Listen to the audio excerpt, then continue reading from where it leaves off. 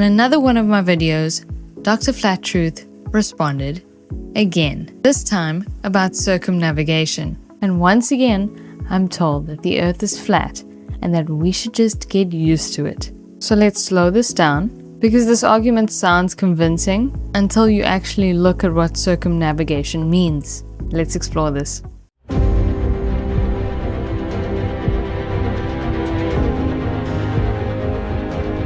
Hello there, welcome back to Star Stuff, where I try to stop nonsense in its tracks. If the earth were flat, circumnavigation would be impossible. Yet we've been doing it. But yet, here we find ourselves. If I were to circumnavigate my way around a block, city, street, that too is also called circumnavigation. And the street is flat. The block is not a ball, it's not a globe, it's not a sphere. Traveling from east to west in a circle on a disc is no problem. Pizza in a box, that's all it is. Yours flat, get used to it. In Dr. Flat Truth's video, he says, can we find ourselves if we can circumnavigate straight? That too is called circumnavigation. He then traces a circle with his finger on an imaginary disc and says traveling east to west in a circle on a disc is no problem, and finishes with, it's in a box, that's all it is. The earth is flat, get used to it. Okay, let's deal with that properly. Circumnavigation does not mean moving in a circle.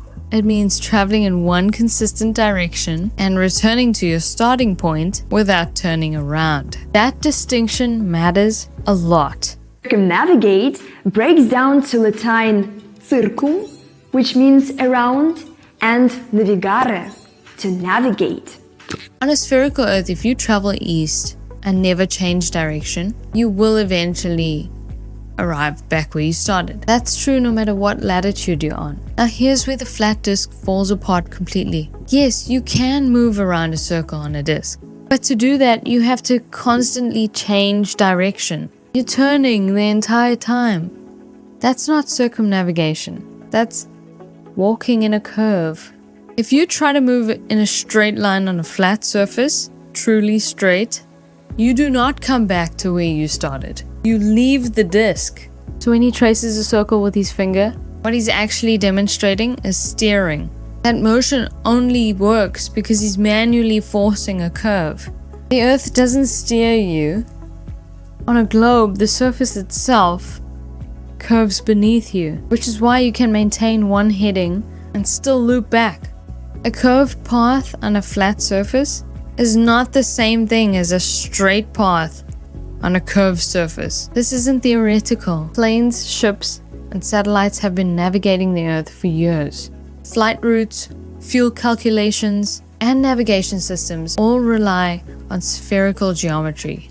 If Earth were a disk, long-haul flights wouldn't match observed distances, southern hemisphere routes wouldn't work, time zones would collapse, navigation charts would fail, but they don't. They work precisely because Earth is round. The phrase, it's in a box, sounds confident, but it's doing no explanatory work. It's not a model. It doesn't make predictions. It doesn't replace the geometry that already works. A claim without a working model isn't an alternative.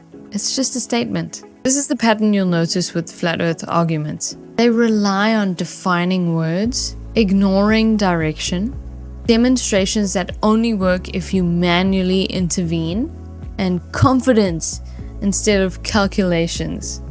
Science doesn't care how confident something sounds. It cares whether it works. You don't circumnavigate a flat surface by walking in a curve. You circumnavigate a globe by moving straight. That difference isn't semantics, it's geometry. And geometry, once again, sides with reality. Thanks so much for watching. Don't forget to like and subscribe to Star Stuff for more of this stuff. Cool beans.